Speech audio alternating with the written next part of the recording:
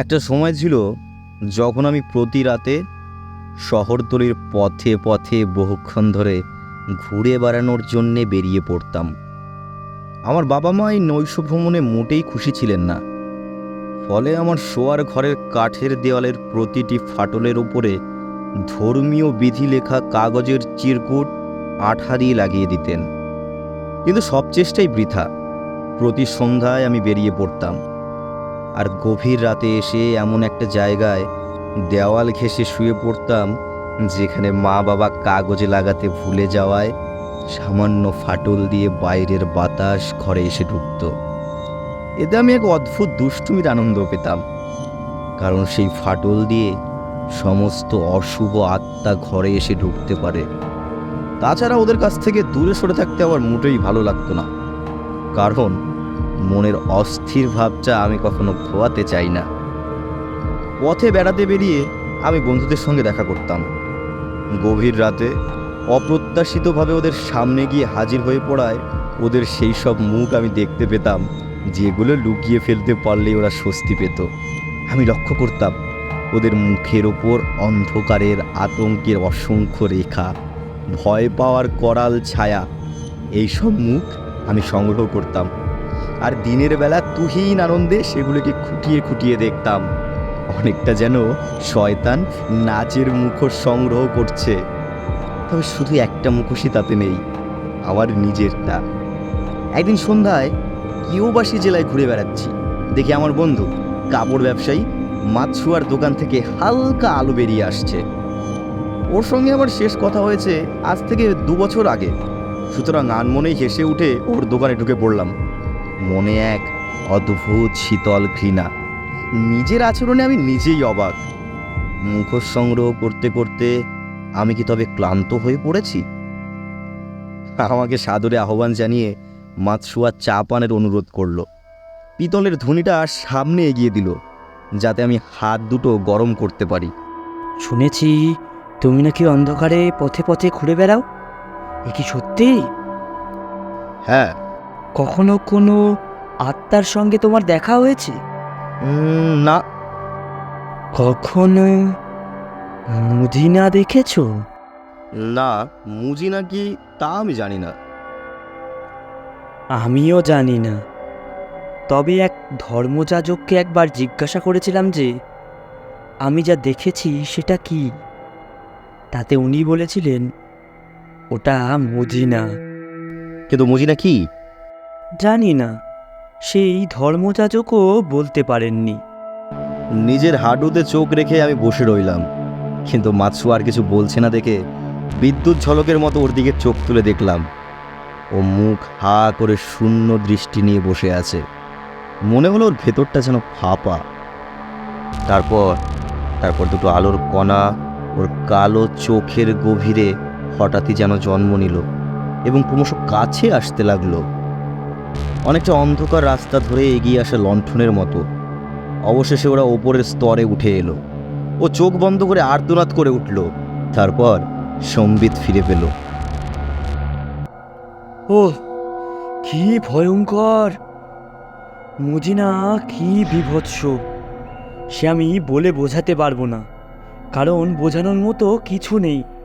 মুজিনা নৃশংস, তবে পালানোর সুযোগ দেয় আপাতভাবে। যদি ওটা একটা কান ছিঁড়ে নিত অথবা কাউকে খেয়ে ফেলতো তাহলে একটা মানে বুঝতে পারতাম, কিন্তু মুজিনা সে সব কিছুই করে না। ও আমার ভীষণ ভয় করছে। মাতসুয়া হা করল, যেন এক্ষুনি চিৎকার করে উঠবে। তারপর সেইভাবে অনেকক্ষণ বসে রইল। অনিশ্চিত সেই পাগল করা দীর্ঘ চিৎকারে আমার কানে যেন তালা লেগে গেল।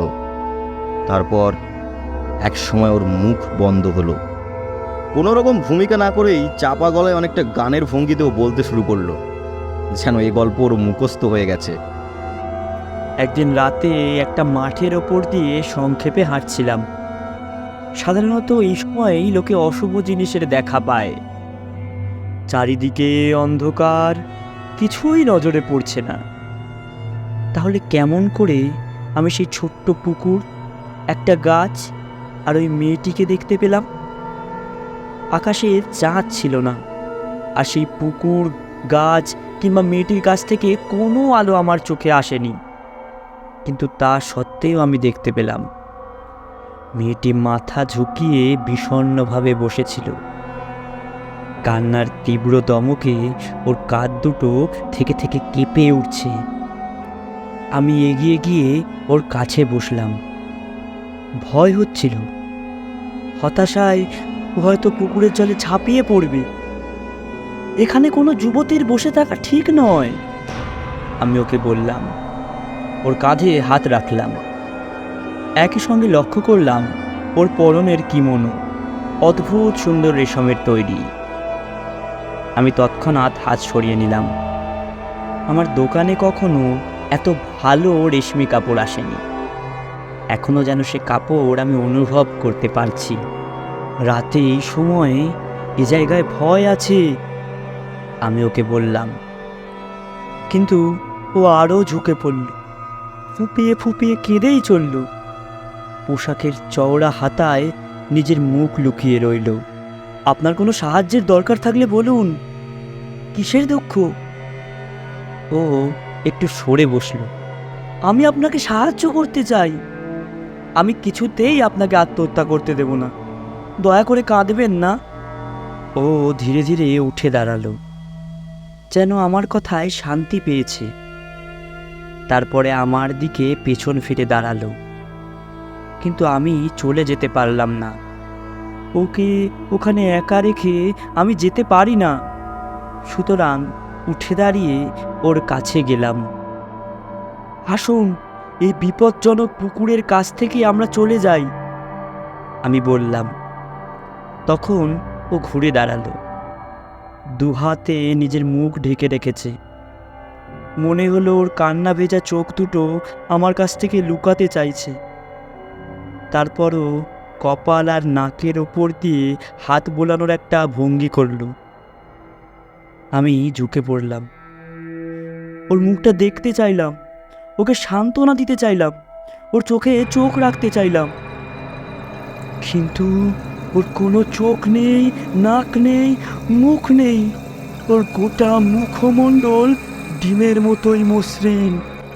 মাতসুয়া আমার দিকে চোখ ফেরালো যেন সাহায্যের আশায়, কিন্তু আমি দেখলাম ওর গাল দুটো ভাঙা এবং সেগুলোর মুখোশের উপরে মজাদার ভাঙাচোরা রেখার জন্ম দিয়েছে। ওর মুখের প্রতিটি অদ্ভুত খুঁটিনাটি আমি নিষ্ঠুর স্পষ্টভাবে দেখতে লাগলাম। অবশ্য কেন তা বলতে পারি না। আমি শব্দ করে হাসলাম। নিজের দৃঢ় ভরাট গালে আত্মতুষ্টিতে হাত বুলিয়ে বললাম, ও এই তাহলে তোমার মজিনা? এমনি করে হেসে উড়িয়ে দিও না। সে যে কি ভয়ঙ্কর, কি বলবো। আর একটু হলে আমি ভয়েই মরে যাচ্ছিলাম। মাঠ ধরে আমি তখন ছুটতে শুরু করেছি। উঁচু নিচু জমিতে হোঁচট খেতে খেতে ছুটে চলেছি। আর এমন ভয়ঙ্কর চিৎকার করে চলেছি যেন আমার আত্মা আমার মুখ দিয়ে বেরিয়ে পালাতে চাইছে, আরও জোরে ছুটতে চাইছে। ওই মেয়েটি তারপর কি করেছে জানি না। আমি ঘুরে তাকাতে সাহস পাইনি। মাতসুয়া এক মুহূর্ত থামলো, তারপর শরীরের সমস্ত শক্তি এক জায়গায় জড়ো করে আবার তার কাহিনী শুরু করলো। আমার পায়ের দিকে তাকিয়ে রইল। এক টুকরো টিস্যু কাগজ নিয়ে আমি নাক মুছলাম। তারপর ভুরু ওপর নিচ করে শরীরে হালকা ক্লান্তিটুকু দূর করতে চাইলাম। গল্পের খেই ধরে একই রকম একঘেয়ে গুনগুন স্বরে মাতসুয়া আবার শুরু করলো। তখন সৌভাগ্যবশে কিছু দূরে একটা ছোট্ট আলো আমার নজরে পড়ল। ঠিক বুঝতে পারলাম না আলোটা কোনো খোলা জানলা দিয়ে আসছে না রাস্তা থেকে আসছে, কিন্তু এটুকু মনে হলো কাছাকাছি কোনো লোকালয় আছে। তখন আমি যেন ভীষণ স্বস্তি পেলাম। আলোটা ক্রমশ বড় হতে লাগলো, সামান্য নড়েও উঠল। তারপর আবছাভাবে যেন কাউকে দেখতে পেলাম।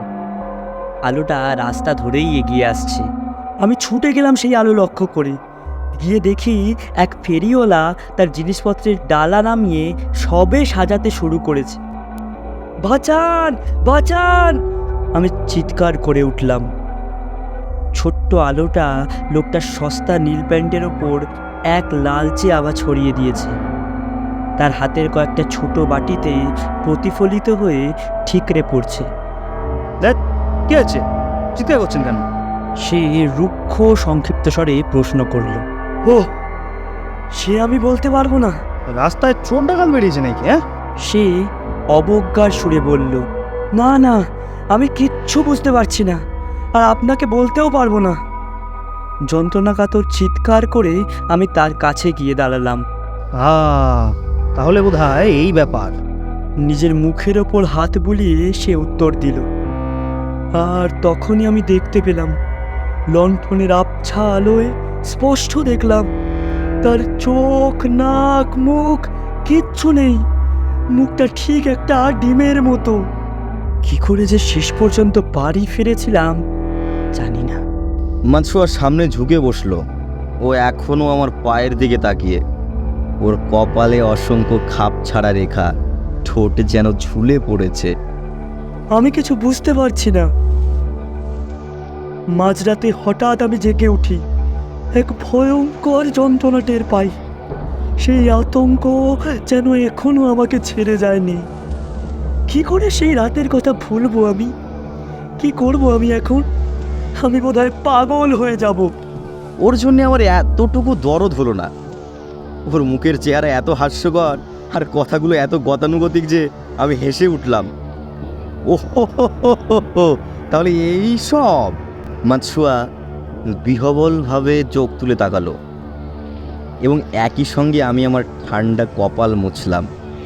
আমার কপালে ওর মতো কোনো ভাঁজ নেই ভেবে এক শয়তানি আনন্দ অনুভব করলাম। হঠাৎই মাছুয়ার মুখ পাল্টে গেল। উদ্ভ্রান্ত দৃষ্টি নিয়ে ও আমার দিকে তাকিয়ে রইল। মুখ হা করে এক বিকট চিৎকার করে উঠল। আমি ঠোঁটের কোণে এক চিলতে হাসি নিয়ে চুপচাপ শান্ত হয়ে বসে রইলাম। মুজিদা!